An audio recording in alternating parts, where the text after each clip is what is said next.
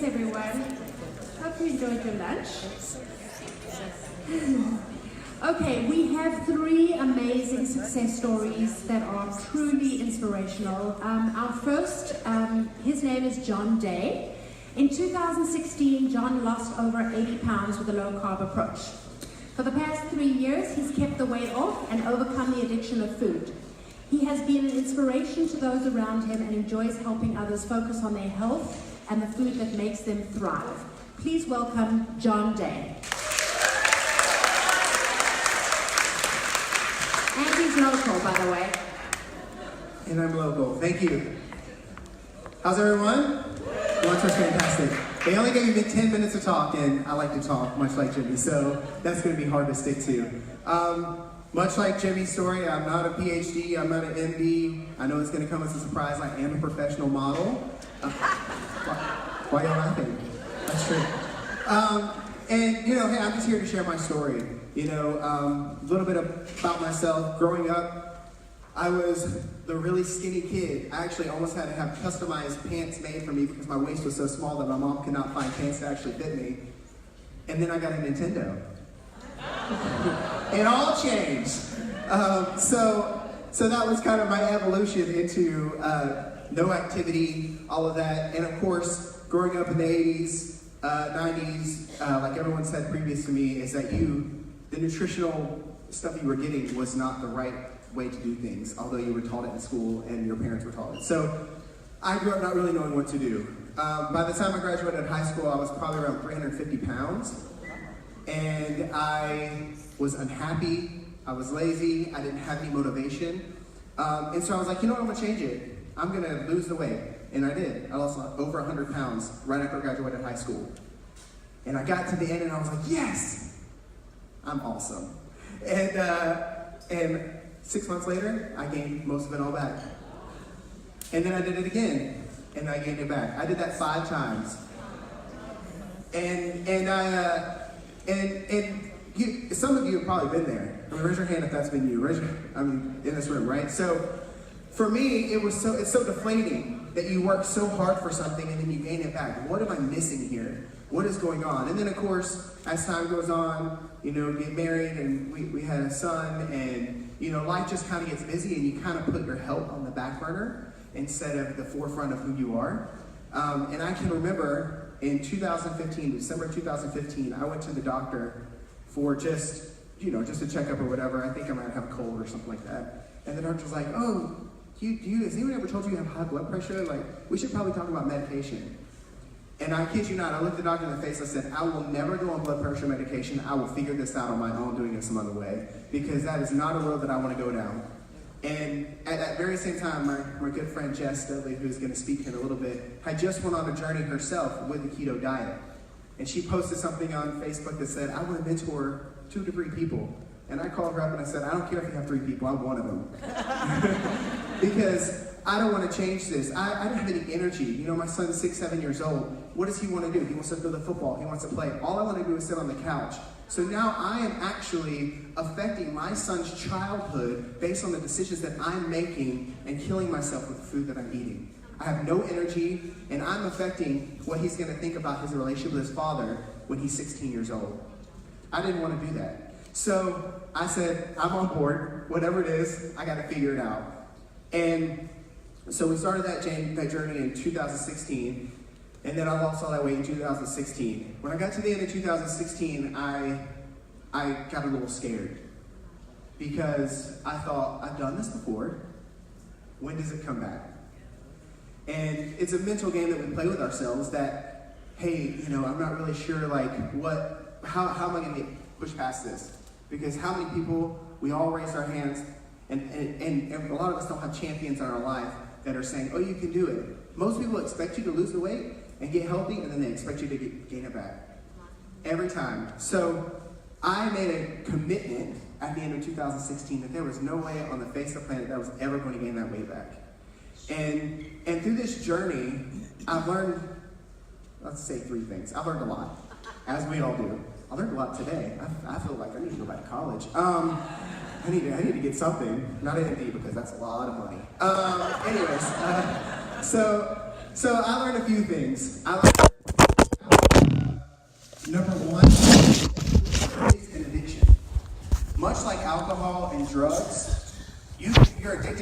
the same way. It hits your brain in the same way. When you're sad, you eat. When you're happy, let's put a salad for dinner. When you're just bored, you eat. Right? I mean, we've all been there. But it's an addiction. We wouldn't walk down the street and have somebody who is an alcoholic and say, oh, they're fine. It's okay that they're an alcoholic. It's not a big deal. Yet we do it to ourselves every single day when we say, yeah, we're addicted to food and we're eating too much and we're not getting healthy. But it's okay because it's an acceptable addiction. It doesn't have to be. And so for me, that was the one thing that I went into it. I'm addicted to this. And there are things in my life that I need to get rid of and get out of my life because I'm so addicted to them that they're actually killing me. And I could be one of the statistics that at 40 years old has a heart attack and leaves his family behind. Or I can be one of the people who are not only changing the way I live my life, but bringing those along with me as well. So that's the decision that I made. So if that's you, if you're feeling like you're addicted to something, the best thing to do is just take it out of your life. I tell people all the time that ask me, like, oh, you've kept all this weight off for, I'm going on 3.5 years now. You kept it off, you not gained anything back. Like, how did you do it? And I said, you have to make a decision because I can't help you make your personal decisions. When you're sitting in front of the TV and someone brings over some cake, you have to make the decision not to eat it. I can't make that decision for you, right? But that brings me to my second thing, which is the other thing that I learned through it is community. And I'm sure Jess is going to talk a lot about community because that's what she's all about. But community was a big thing to me. Your weight loss journey is a personal thing, but you don't have to do it alone. So I found really quickly that if I'm going to actually be successful in this, when I'm in the trenches, I need to be able to send a text message or a Facebook message to somebody that can pull me out of the hole. Because there's absolutely zero way that I'm going to be able to do this on my own. If I could do it on my own, I would have already done it on my own. I did this 5 or 6 different times, but now I can't go back. So what's going to be different than that? That's that community. So whatever that looks like for you, if that's locally or if that's a Facebook group or if that's a podcast that you're listening to, whatever, you've got to be able to reach out. Because there's going to be a time that no matter how strong-willed you are, I'm a very strong-willed person. Obviously, if I did it 5 and 6 different times, I can make myself do something. But to be able to sustain it for the long term, you've got to have somebody there that not only pulls you through at the lowest points when you're barely just starting and the sugar detox is killing you and everything on the inside of you is screaming that what you're doing is completely wrong. But then once you get to a point where you're okay with all that, now they can help pull you to a new level of where you are. Why don't you get a little activity in your life? Or why don't you do this? Or why don't you get around some other people that are actually going the same way? Because I feel like when you begin to lead other people in the same journey that you are, you actually grow a lot more and go a lot further in your journey as well. So that to me was another big thing, is that community. And then the other thing I learned too was there's no end. The reason diets don't work is because there's a finish line.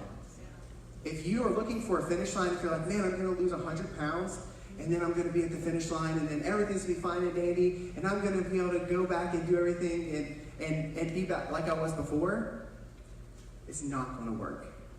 I did it 5 times. It's not going to work. There's no finish line. You have to make a decision that says, this is a lifestyle. We hear that all the time. But you have to make that decision. This is a lifestyle. And when I get to my goal, then I need to find another goal. Right? And I need to go. I need to set something new. Whether that's another activity, whether that's bringing some people along. Oh yeah, there's my picture. Hello. Told you I was a supermodel. I don't know why y'all laugh. Yeah, that's me. Probably not even at my heaviest, and those were the pants I was wearing that same week. And yeah, there we go. That's it. So the finish line. So that you want to go on to the finish line, but there's not one. So one of the funny things is that's happened over this time for myself is that I began to live this ketogenic lifestyle, and I began to do things. And actually, instead of me having to adapt, everyone around me adapted to me. So, whether that's at work when the boss brings in, I work in sales, so when the boss brings in donuts for everyone because you're so happy, they know to skip me. And then 2 hours later, who's the only one still being productive? The one who didn't eat sugar, right? So it's that. So the people around you will adapt to your lifestyle. So you just have to look at it, again, food is an addiction. Find some community, whatever that looks like, and realize that there's no finish line to this, that your health is far more important than anything else that you can come across in your life. So I've just been told I'm done. So I'm done. I can keep going.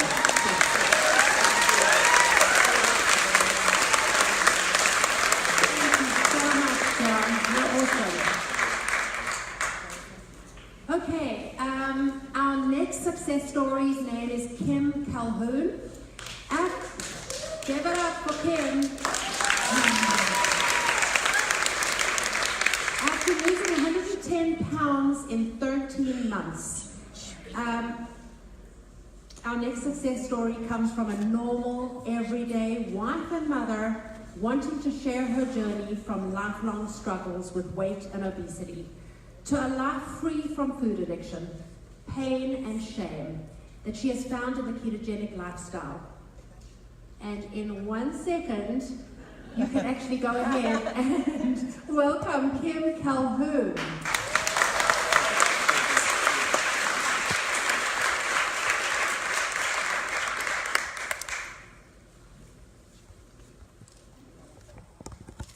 We're waiting, honey. There you go.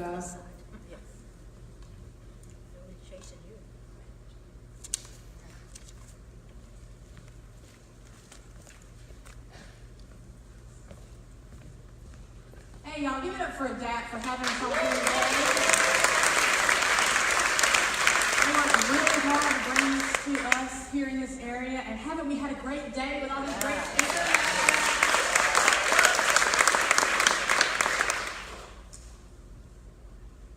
I fought weight my whole life. I remember at 8 years old asking my mother for carrots and tab. And for those of you under 40, tab is a really disgusting diet. So if you ever find one, don't do it. I wanted to share a victory with y'all today. Coming to this meeting and trying to find something to wear, I went with my wing woman, Scarlett, because I'm not allowed to shop for myself because I'll buy stuff too big, so Scarlett has to go with me. And I bought a pair of size 4. I even took the tab off. It's suitable for framing. But I wanted to show you where I started.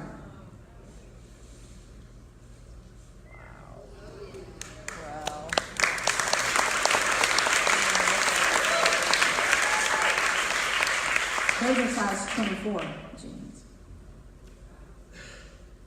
How I got to my point was in late 2017, I was having severe knee pain. I have psoriatic arthritis, and I was bone on bone and had been for about 2 years. And I went to 3 different orthopedic doctors, and none of them could help me. And the last one says, well, I'll replace your kneecap, but you have to lose at least 20 pounds because your surgery will not be successful at the weight that you were at.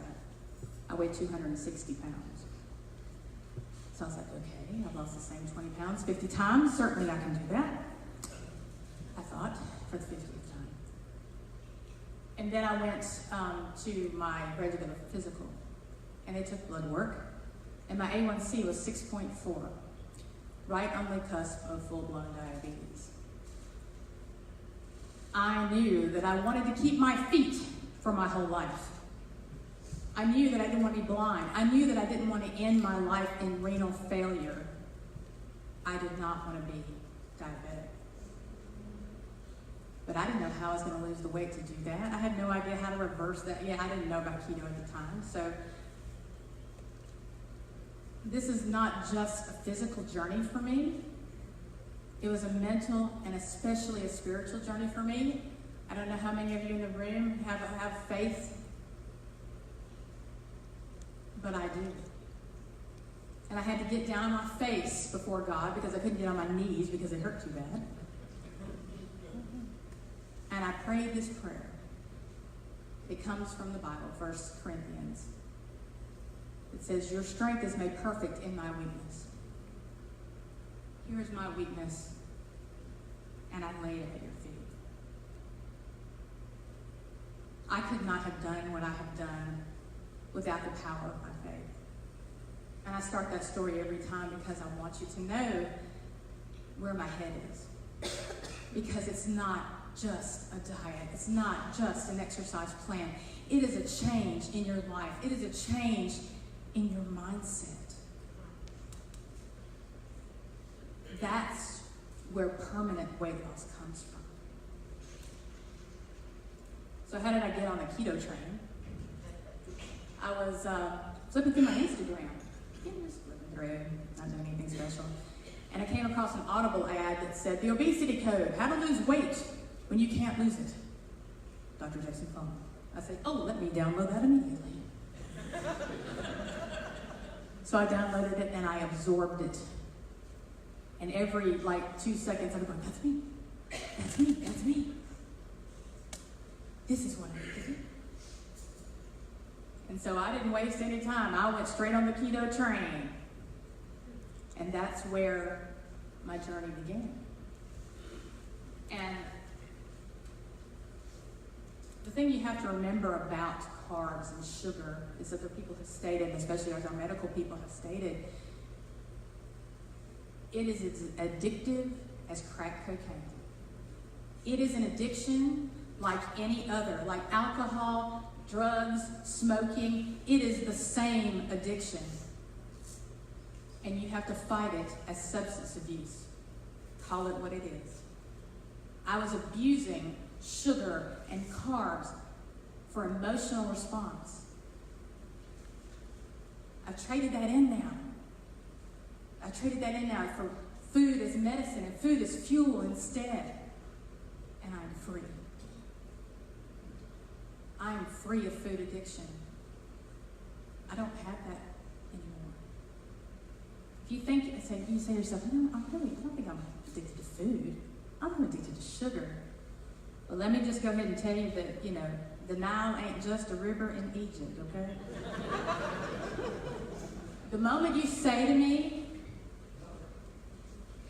I could never give up that. I could never do that. That's your addiction. That's your stronghold. That's where you're headed.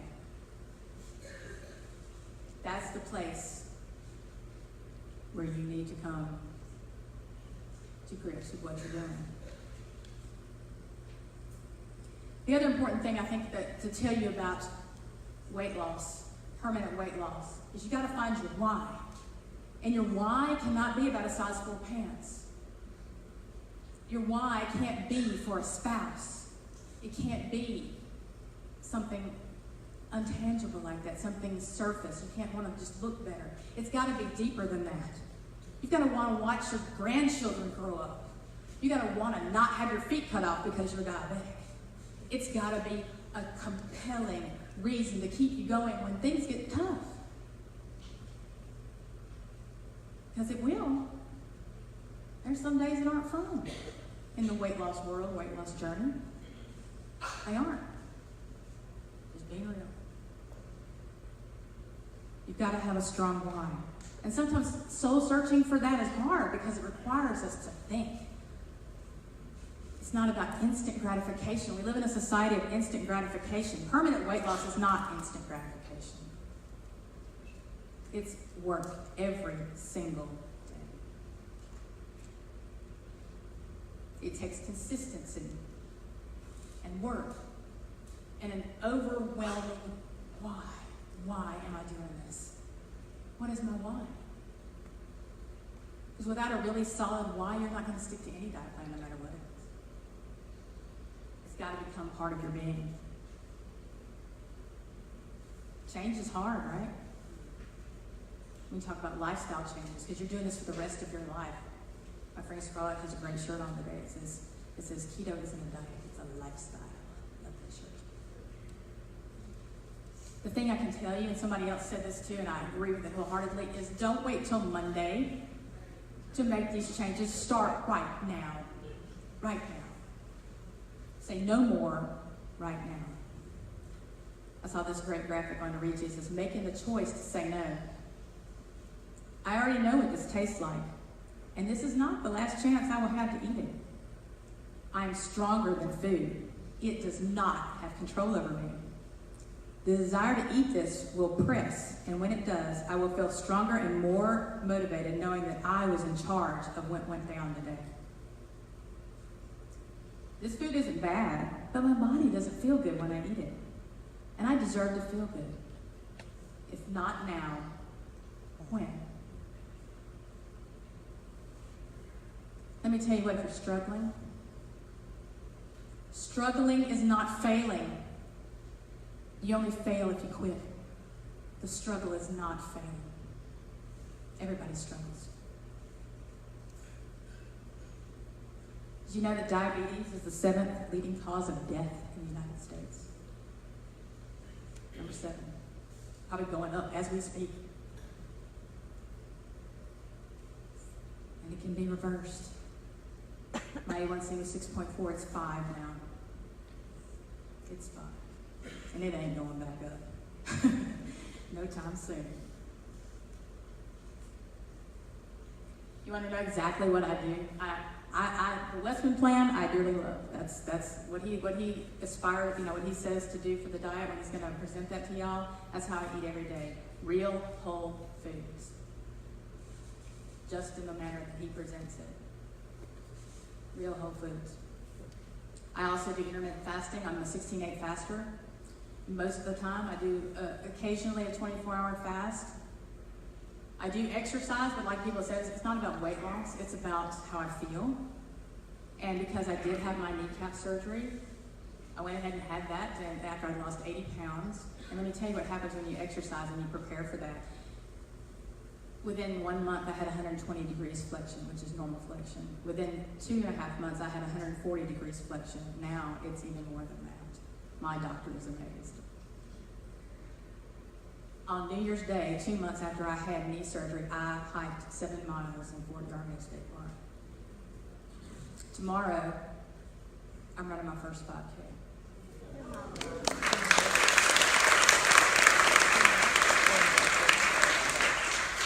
And the last thing I'm going to close with is something that Jess is going to talk about. It's community.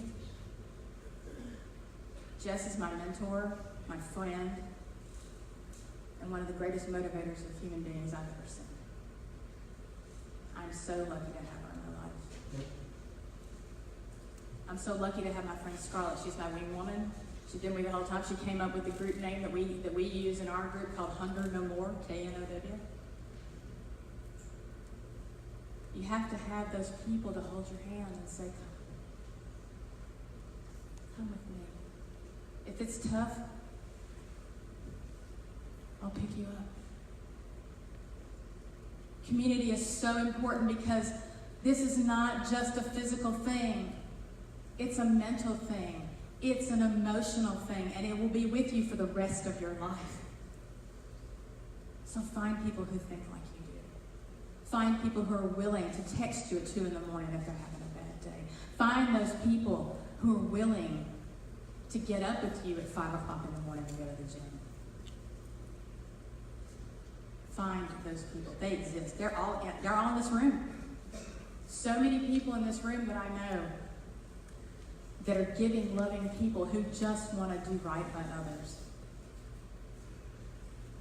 The other thing is read, study, listen to podcasts, listen to these people that you have here today, because knowledge is power. The standard of care in America is not going to change until we demand it. We have to demand it from the grassroots. That's why I hope you're all here today. This is the grassroots. This is it right here. You are the heroes. Because this is a new thing for most people. I mean, some people like Dr. Westman have been doing it 20 years, which I think is so cool. But for the most of us, this is a new gig. And if we want to change how our healthcare is in the next 20 to 40 years, we have to do our part and demand the care that we deserve. I appreciate you listening to my story. I'm so glad that I was able to come and share it. I thank Jess for bringing me along. Listen to every word she says, because she has these great Jessisms that'll stay with you for the rest of your life. That's what I call them, Jessisms. And like I said, I have a group, as an online group called 100 No More. And you're welcome to come join us. It's a closed Facebook group right now. It'll grow eventually one day. But for now, that's what we're doing. Jess is local here. She's going to tell you all about that. There are people here who will help you, who will be here for you for community. And it's so important. So remember, it's not just physical, it's mental and it's spiritual. And that community, to have somebody to hold your hand and say, come with me and be free. Thanks.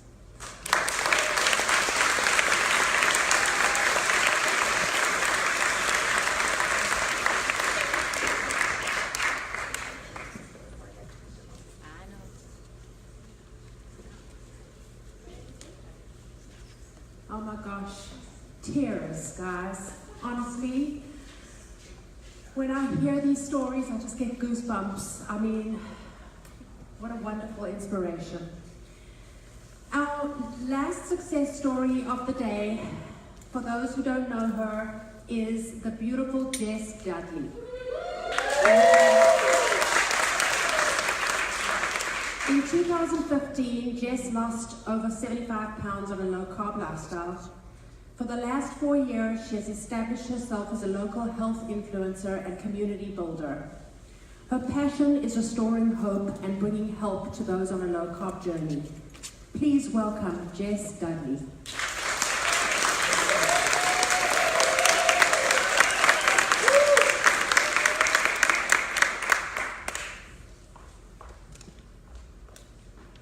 Hi, I'm Jess. I know y'all have heard a little bit about me. Dr. Westman, thank you so much for coming. Lisa and Glenn, thank you so much for bringing ADAPT here. Y'all, we are so lucky that they have come into our area to encourage us and to stir us up.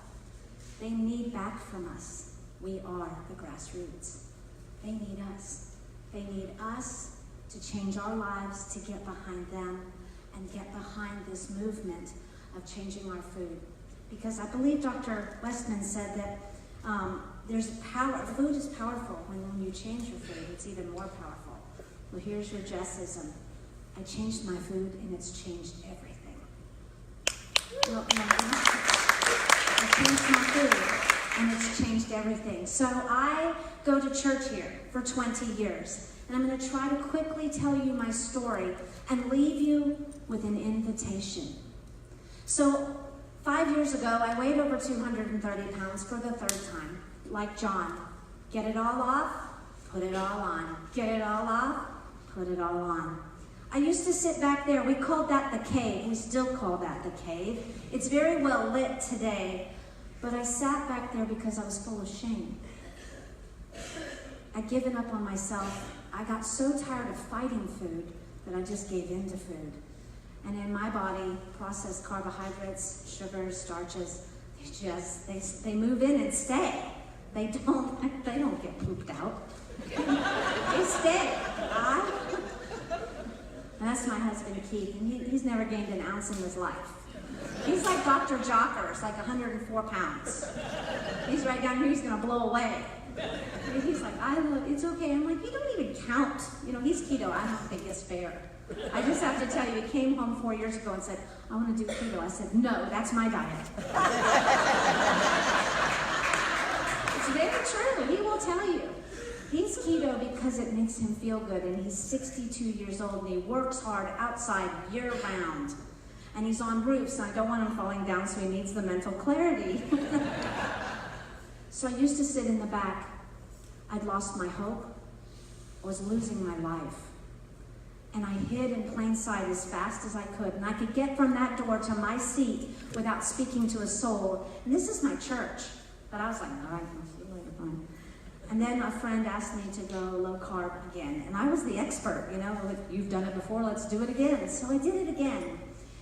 And the longer I go low carb, the better I feel. The longer I go getting these problematic foods out, the less of a problem I have. I call it, I removed controlling foods, and I've gotten my control back. It does not fall from the sky, and it does not happen in one day. But in reality, there's so many people a little older than 40 in here today. You know that self-control doesn't come overnight. We have to reestablish our self-control. We have to reestablish things. And I'm 62 years old this next month, and I want you to know when I walk in a room, I've been through a little bit of life, and I can calm some feathers down. So can you. But do you walk into the room? When I walk into the room, I have a confidence now because I've gotten things back under control because I removed controlling food. So when I walk in the room, any room, I know I have something of value to add. Life, my story, my heartache, my compassion, and my passion to see people get out of these foods that are ripping you off in your final years. Something happens when you hit 60. First off, don't do it until you have to. Something happens. You start realizing we are now closer to the end than the beginning. And it starts to count. My daughter, she's 27, she goes, Mom, what's wrong with you? Like you are like writing me letters all the time. Like you're gonna die one day. I'm like, bingo. But I want these days to count. So I used to sit back there full of shame, and the further and the longer I've been low carb, the more I've inched back up because I have sat on this front row. This is where administrators sit, pastors sit, people of responsibility, department heads, and I am the acting manager. It's a mistake, they'll fix it soon, but I am the acting manager of the gym next door, the $3.1 million facility that I gained 85 pounds in and lost all my personal training clientele and could no longer spin on a spin bike because everything hurt. I lost all credibility, all clientele. And I sat back there, and it's amazing when you change your food and you hold on, like John says, and you make that commitment not to go back, which is what I've done too. I'm keeping the change. I changed my food, and now I'm keeping the change. I'm not going back. I don't have the time to do this again.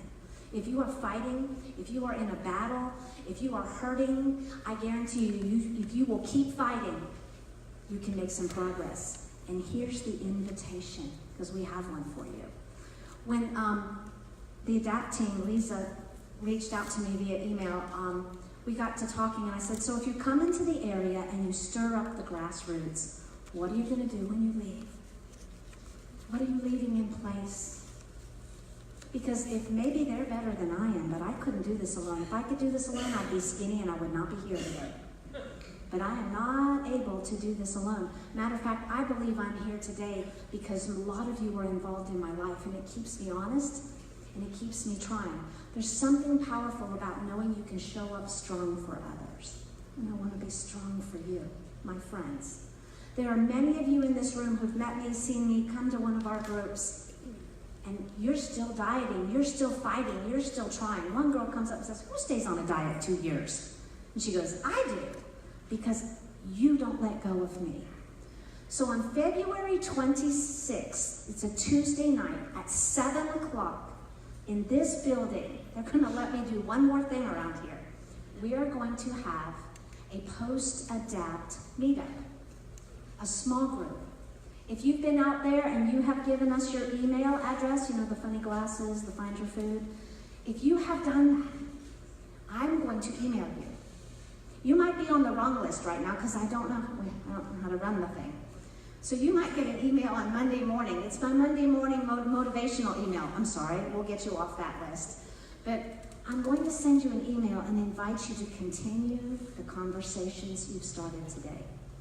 I'm going to invite you to come back and continue maybe some new friendships you've started today. I want you to come back and get involved because then you'll own your own plate a little better. I want you to come back and fight for yourself. And this is what will be waiting for you. A bunch of crazy women who are gonna just dust that cookie dust right off your shoulders and give you a big hug and tell you, come on, you got this. I got all the huggers. Jimmy Moore is not the only hugger in this group. I got a bunch of huggers. And they know the fight. They know the pain. I know the pain.